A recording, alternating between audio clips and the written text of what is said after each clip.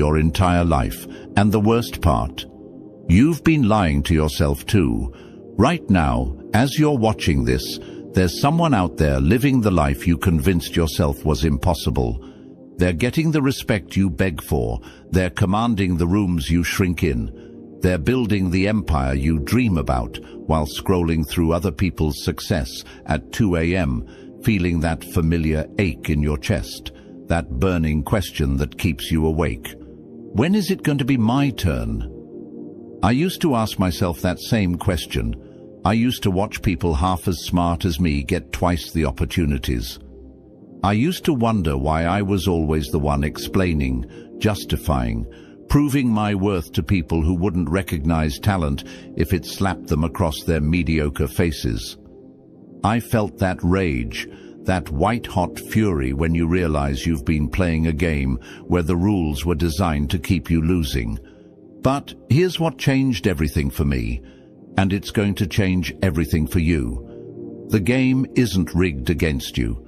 You just never learned the real rules. While you were being taught to be nice and wait your turn, others were learning how power actually works. They were studying the psychology of influence while you were studying how to be likable. They were building unshakable confidence while you were building elaborate apologies for existing. The truth that nobody wants to tell you, the reason you're not where you want to be, isn't because you're not good enough. It's because you're still asking permission from people who will never give it to you. You're still waiting for someone else to validate what you already know about yourself.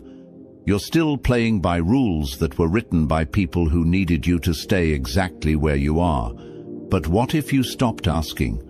What if you stopped waiting? What if you stopped being the victim of other people's insecurities and started being the architect of your own inevitable rise? Because that's exactly what's about to happen. In the next few minutes, you're going to learn the 7 psychological principles that separate the people who get everything they want from the people who get what they're given. You're going to understand why some people command respect without demanding it, why some people get opportunities without begging for them, why some people live like kings while others serve like subjects. This isn't theory. This isn't motivation. This is surgical precision applied to the mechanics of human psychology. By the time you finish watching this, you won't just think differently. You'll move differently, speak differently, exist differently in every room you enter. Now, I want you to drop this affirmation in the comments. I am no longer asking. I am choosing. Type it like you mean it, because after today, asking permission will feel like betraying yourself. Number 1, your mouth is your enemy. When I was 25, I learned one of the most humiliating lessons of my life. I found myself in a polished conference room surrounded by people who made more in a single month than I could make in a year. My heart was pounding, my palms sweating, but my mind kept whispering, "Prove you belong here." So I did what most insecure people do when they feel out of place. I talked. I filled every pause with nervous chatter.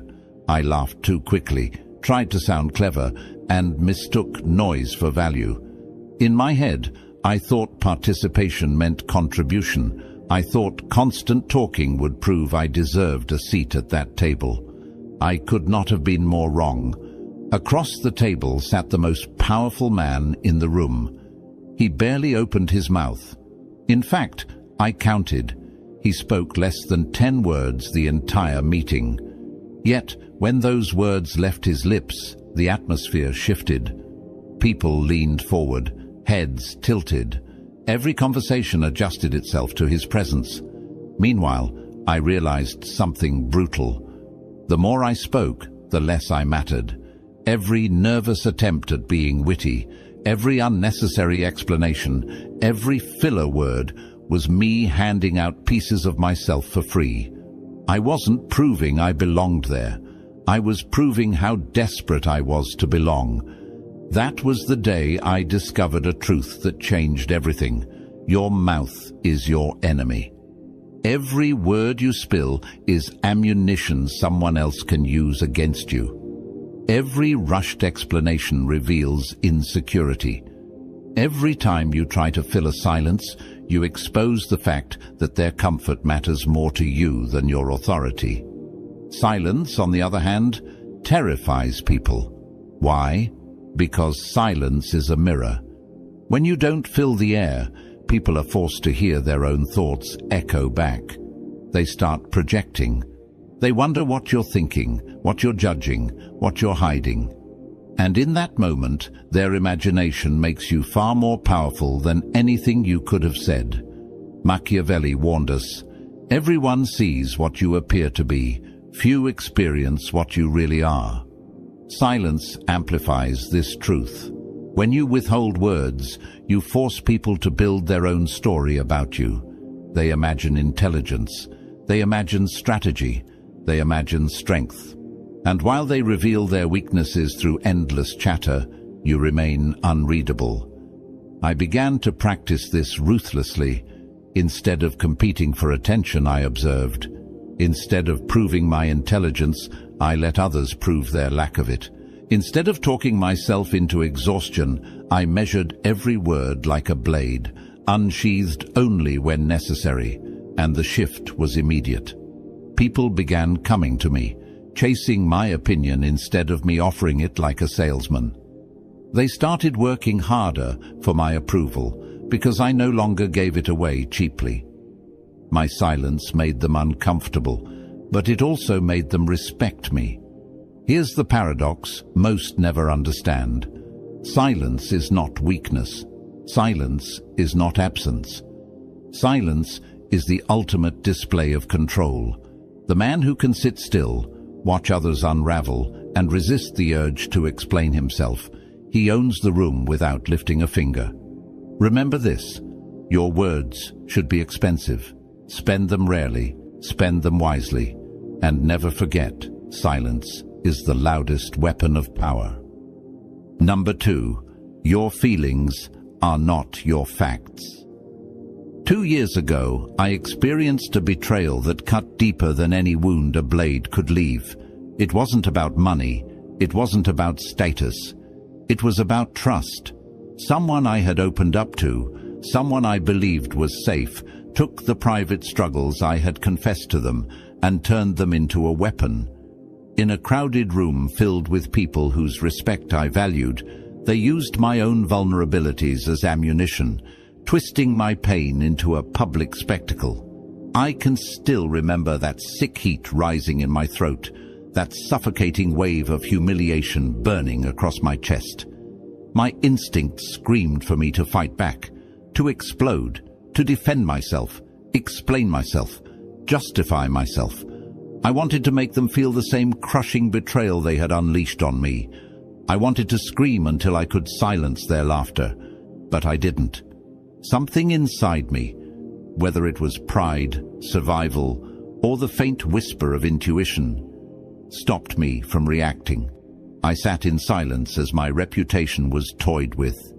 And in that silence, I learned the most valuable lesson of my life. Your feelings are not your facts. Emotions are not your identity. They are not proof of who you are. They are chemical signals, temporary reactions that flare up like sparks. And like sparks, they can either ignite a fire that burns your entire world down, or they can fizzle out harmlessly if you refuse to feed them. That betrayal did not destroy me. It did something far more important. It revealed my strength, the ability to remain calm while someone else revealed their weakness. They thought they were exposing me, but in truth, they were exposing themselves, showing everyone their cruelty, their insecurity, their lack of control. And I showed everyone something else, restraint, power disguised as stillness. This is what emotional untouchability looks like. When someone tries to provoke you, you don't lash out, you collect information. When someone betrays you, you don't crumble, you make mental notes. When someone tries to manipulate your emotions, You deny them the satisfaction of victory. You force them to choke on their failure. And no, this isn't about becoming a cold machine. It's not about pretending you don't feel. It's about mastering the gap between stimulus and response. It's about understanding that your emotions are signals, not sentences. You choose whether they define your actions or whether you remain the one in control. Machiavelli once wrote, "Since love and fear can hardly exist together, if we must choose between them, it is far safer to be feared than loved." Understand this. Fear doesn't always come from aggression.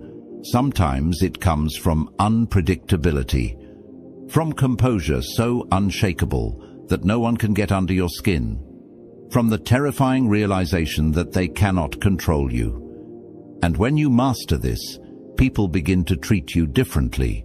They seek your guidance when everything is falling apart, because they know you won't collapse with them.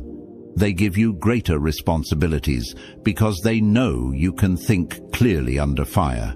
They begin to see you not just as reliable, but as untouchable. Here's the shift that changes everything. When you control your emotional responses, you no longer take other people's outbursts as verdicts about you. Their anger doesn't mean you're wrong. It means your boundary hit a nerve. Their guilt-tripping doesn't mean you're selfish. It means your ambition threatens their comfort. Your emotions are not facts. They are signals, and the person who can read them without being ruled by them will never again dance to someone else's tune. Number 3. Control information. Like your life depends on it. For most of my life, I was an open book. I thought honesty meant transparency, and transparency meant strength. If someone asked how I was doing, I told them. If someone wanted to know my goals, I explained them in detail. I shared my struggles, my plans, my fears, even my ambitions with anyone who showed the slightest interest. I mistook oversharing for authenticity and vulnerability for power. I was wrong, painfully, disastrously wrong. The wake-up call came when I realized that all those harmless conversations I thought were building trust were actually building an arsenal against me. My weaknesses became entertainment. My dreams turned into punchlines. My fears became weapons in the hands of people who smiled to my face but sharpened knives behind my back. Without realizing it, I had given away my most valuable asset, information. And I had given it freely, cheaply, foolishly. Here's the truth they never teach you. Information is power. Not money, not talent, not even influence. Those are secondary. The real source of power lies in what you know, what others don't know, and how much of yourself you allow to be known. Who controls the flow of information controls the game. While you were being taught that sharing is caring, someone else was being taught that knowledge is leverage. Every conversation you have is an exchange of intelligence. You're either learning something useful about others, or you're carelessly handing them ammunition they can use against you later. Most people are so desperate to be liked, understood, or validated that they don't realize they're confessing their entire life strategy to people who couldn't care less. Once I understood this, I changed my entire approach. I began treating personal information as if it were classified government documents. Not because I had anything sinister to hide, but because I finally realized that mystery creates respect. Scarcity creates value. And the less people know about the details of your private world, the more they're forced to respect the results you produce publicly. Think about the most powerful figures you know. How much do you really know about their private lives, their weaknesses, their next moves? Almost nothing. That's not an accident. They understand something simple. When people don't know how you do what you do, they're forced to respect the fact that you do it. Machiavelli wrote, "The wise man does at once what the fool does finally." Most people only learn to guard their secrets after they've been betrayed, humiliated, or outmaneuvered. The wise man learns first. He shares little, listens often, and decides when to reveal something not out of impulse, but out of strategy. But here's the other side of this law. While you're disciplined about what you reveal, you must become relentless about what you collect. Pay attention when people think you're not paying attention. Listen carefully when they're bragging, complaining, or trying to justify themselves. People reveal their greatest weaknesses, not in grand confessions, but in casual comments. They'll tell you their insecurities disguised as jokes. They'll show you their blind spots when they explain their failures. They'll hand you their strategies when they brag about their successes. This is not manipulation, it is awareness. You are not exploiting people by listening. You are simply observing the battlefield while others shout their positions out loud. And here's the key. Information isn't something you hoard like a dragon hoards gold. Information is meant to be used precisely, surgically, at the right moment. A single detail, revealed or withheld at the right time, can tilt the balance of power in your favor. So guard your own information like your life depends on it, because it does. Every word you give away without thought is another piece of leverage handed to someone else. And every word you withhold is another layer of power wrapped around you like armor. Number 4. Make yourself irreplaceable through ruthless competence. For 3 years of my working life, I made the same mistake over and over again. I thought being liked was the key to survival. I made myself agreeable, always polite, always helpful, never confrontational. I flew under the radar, thinking that if I became the nice person everyone enjoyed working with, success would eventually find me. It didn't. I watched colleagues who were half as friendly, half as accommodating, but twice as competent, rise above me again and again. They were promoted, rewarded, and trusted with bigger responsibilities, while I was left in the background, still waiting to be noticed. That's when I learned one of the harshest truths about the world of power and success. Being nice doesn't make you necessary. Agreeable people are easy to work with, but they're also easy to replace. Politeness, cooperation, and likability are not currency in the real game. At best, they're accessories. At worst, they're camouflage for mediocrity. What actually matters is this: competence. Ruthless, undeniable competence. Competence means becoming so good at what you do that replacing you is more costly, more risky, and more inconvenient than keeping you, even when you're demanding respect, setting firm boundaries, and refusing to tolerate treatment beneath your value. This lesson was painful because it forced me to admit something uncomfortable. I had been using niceness as a mask for ordinary performance. I thought personality could compensate for mediocrity. I thought being pleasant could cover for the fact that I hadn't yet made myself exceptional. But competence changes everything. Competence is your shield against favoritism, moods, politics, and shifting loyalties. When you are the person who delivers results no one else can, people are forced to deal with you on your terms. They may not like your bluntness, they may not like your independence, but they will need your output more than they need their comfort. So what does building irreplaceable competence actually look like? It means you don't just do the work assigned to you, you master the system itself. You understand your craft so deeply that even people with decades of experience lean on your knowledge. You don't just meet expectations, you anticipate them. You solve problems before they exist. You see threats before anyone else notices them. Machiavelli once said, "There is nothing more difficult to take in hand, more perilous to conduct, or more uncertain in its success than to take the lead in the introduction of a new order of things." Most people avoid this path because it is uncomfortable. True competence means taking risks. It means questioning the way things are done. It means creating better methods, even if you fail along the way. That is why so few people ever become irreplaceable. They would rather be liked than be challenged. But here's the irony. When you commit to ruthless competence, the people who once dismissed you begin to admire you. They stop questioning your every move because the results speak for themselves. They stop trying to manage you and instead try to keep you. The more valuable you become, the less anyone dares to treat you as disposable. I experienced this transformation firsthand. When I shifted my focus from likability to mastery, everything changed. The same people who used to overlook me started asking for my opinion.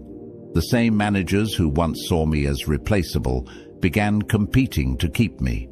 Opportunities that were invisible before suddenly opened themselves, not because I was agreeable, but because I was indispensable. Here's the most liberating part. Once you reach this level, you stop competing with other people. You stop worrying about job security. You stop craving recognition. Instead, you compete only with yourself, pushing each version of you to be sharper, stronger, more capable than the last. And the confidence that comes from this, it's not fake, it's not forced, it's earned. When your work speaks louder than their opinions, confidence is no longer a mask, it is evidence. Competence is the foundation of all power. Build it first. Build it ruthlessly. Build it until removing you becomes unthinkable. Number 5. Never explain yourself to people who are committed to misunderstanding you. There was a time in my life when I wasted endless energy trying to justify my decisions. 5 years ago, I made a choice that to me was obvious. I walked away from a safe, predictable job, one that looked respectable from the outside, but was slowly killing me on the inside. I chose a path that everyone around me labeled as reckless, unrealistic, even delusional. And the moment I made that decision public, the knives came out. Family shook their heads in disappointment. Friends laughed quietly and placed bets on how long I would last before crawling back.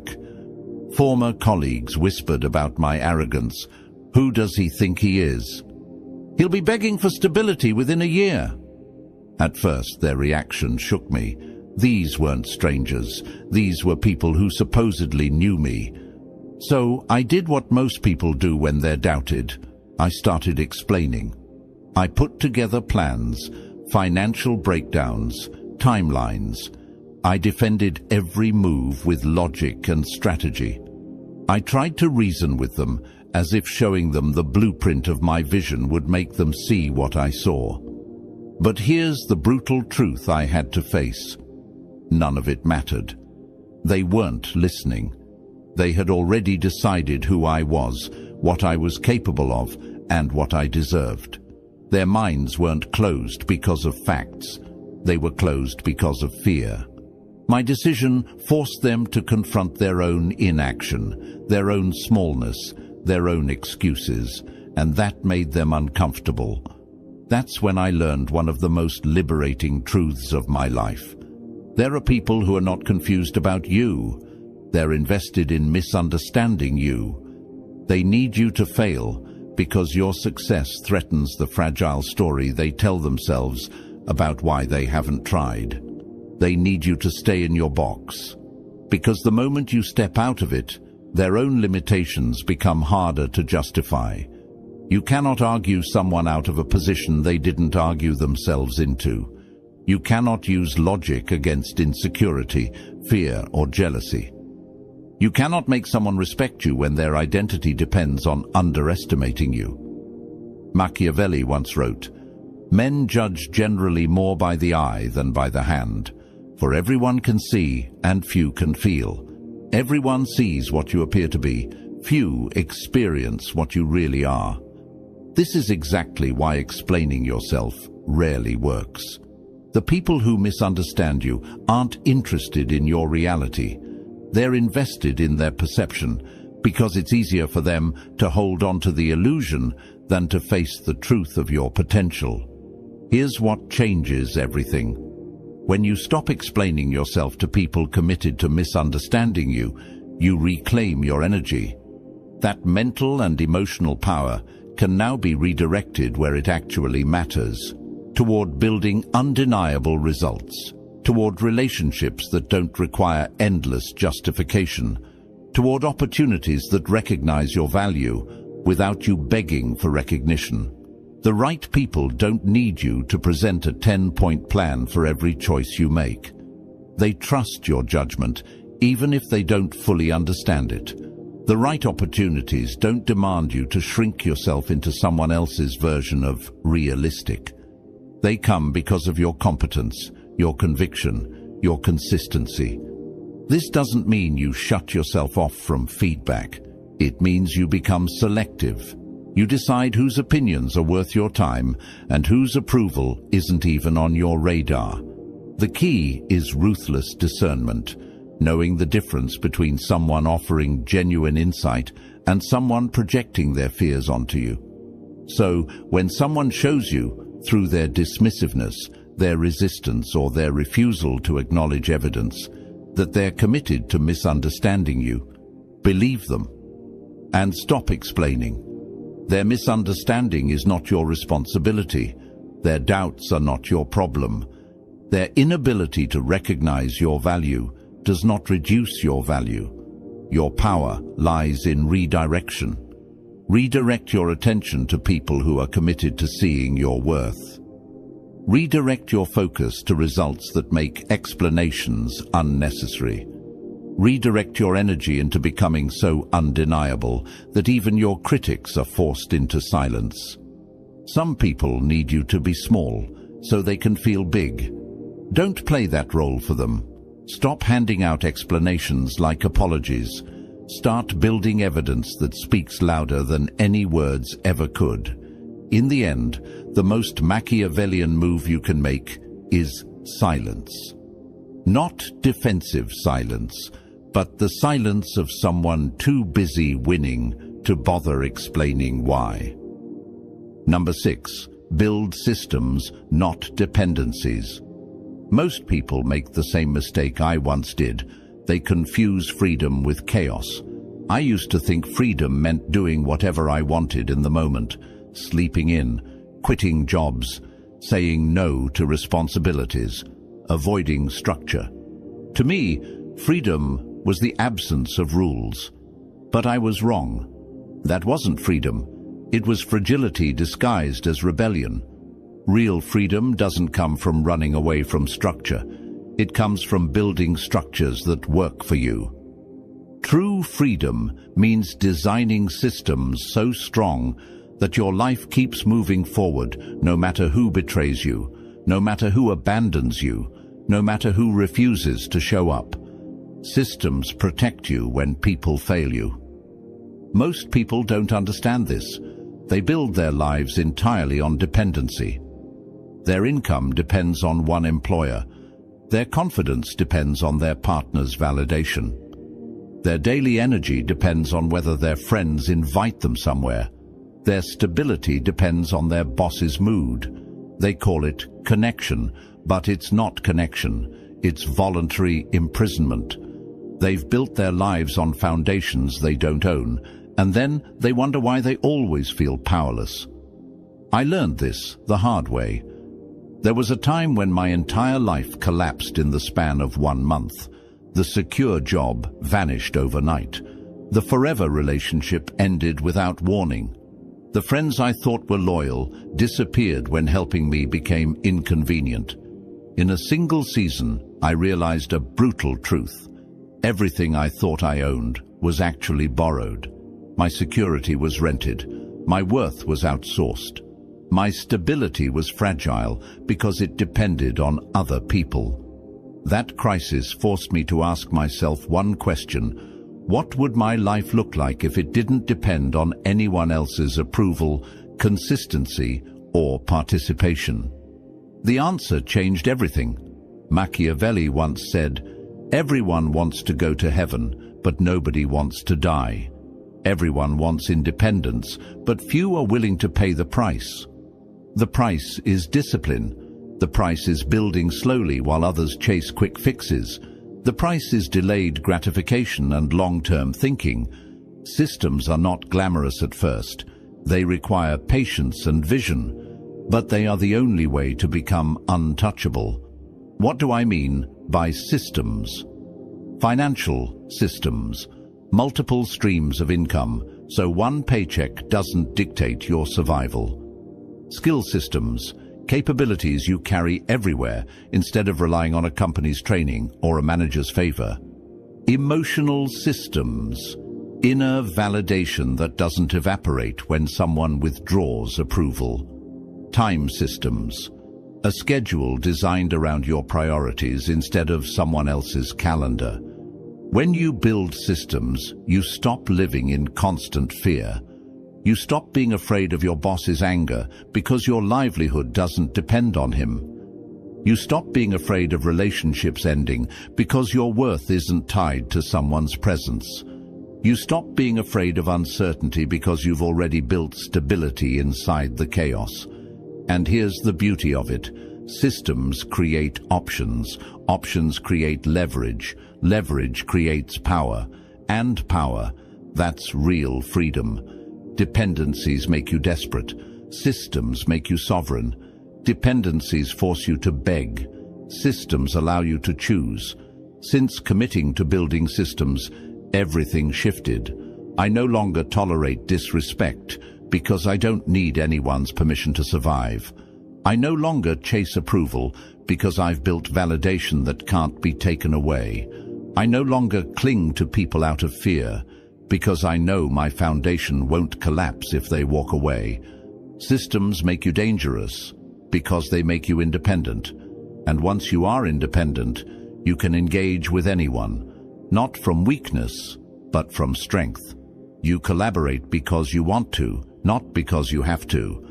You walk away because you can, not because you're forced to. Here's the Machiavellian truth. The person with systems will always dominate the person with dependencies. Because when life tests you, and it always will, dependencies break, systems endure. So ask yourself, are you building a system that makes you sovereign? Or are you living inside someone else's system, waiting for the day they decide you're no longer useful? Every day you spend depending on others is a day you aren't building your own fortress. Start now.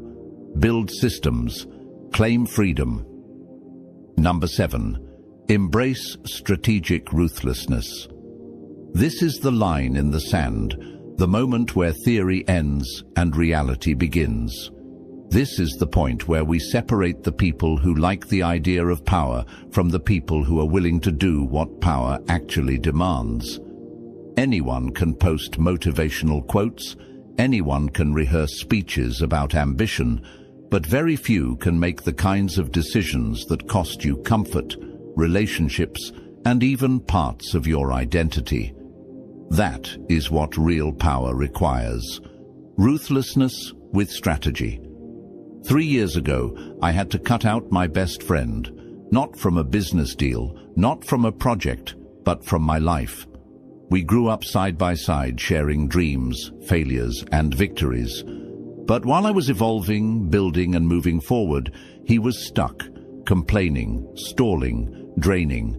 Every conversation became a therapy session I never signed up for, filled with excuses and blame, with zero willingness to take action. And here's the brutal truth. I enabled it. I kept giving him my time, my energy, my emotional resources, because I confused loyalty with responsibility. I thought friendship meant unconditional sacrifice, even when the sacrifice was killing my own growth. I thought kindness meant carrying dead weight, even if it was pulling me under. The turning point came when I realized that every hour I spent soothing his chaos was an hour stolen from my own purpose. Every ounce of energy wasted on his stagnation was energy I couldn't invest in my future. Every resource I gave away in the name of loyalty was a resource I denied myself. That was the day I learned one of the most painful but powerful truths. Not everyone you start with is meant to finish with you. Strategic ruthlessness is not cruelty. It's not about destroying people or enjoying their suffering. It's about making decisions that protect your time, your energy, and your destiny, even if those decisions make other people uncomfortable. It's choosing your goals over their excuses, your future over their expectations, your truth over their illusions.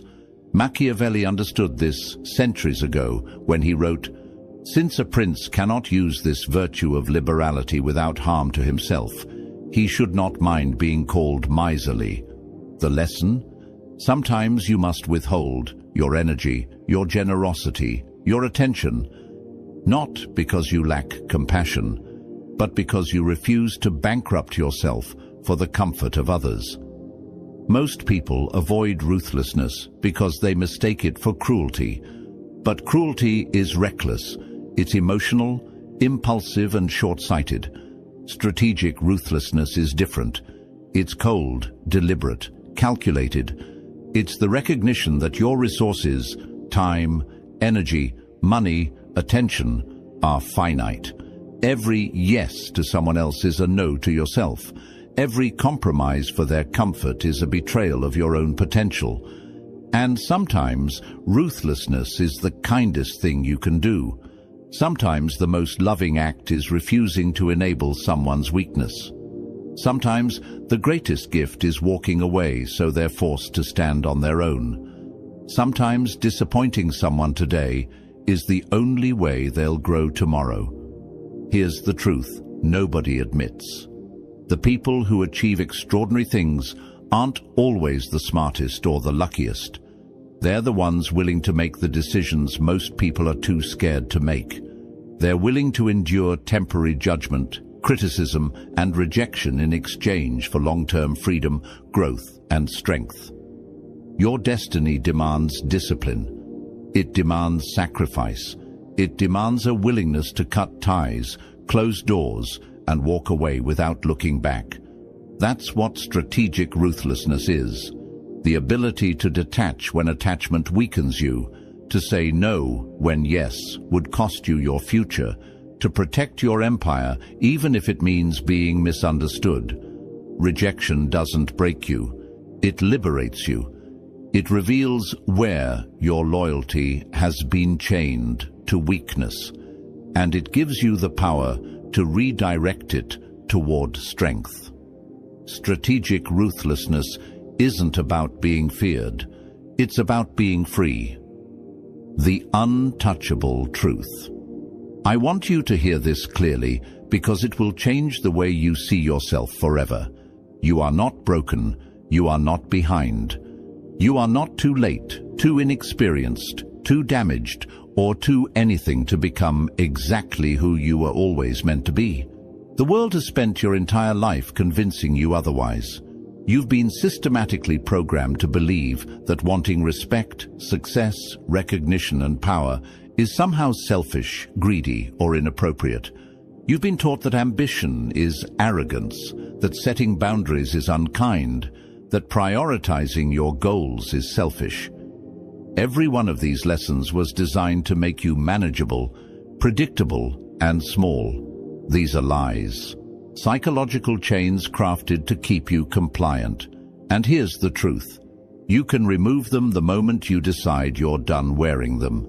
Everything I've shared with you today comes down to one core realization. You are not here to be liked. You are not here to be comfortable. You are not here to make everyone else feel better about themselves while you settle for mediocrity. You are here to become untouchable, not through noise, not through drama, not through attention-seeking or proving yourself to people too small to recognize excellence.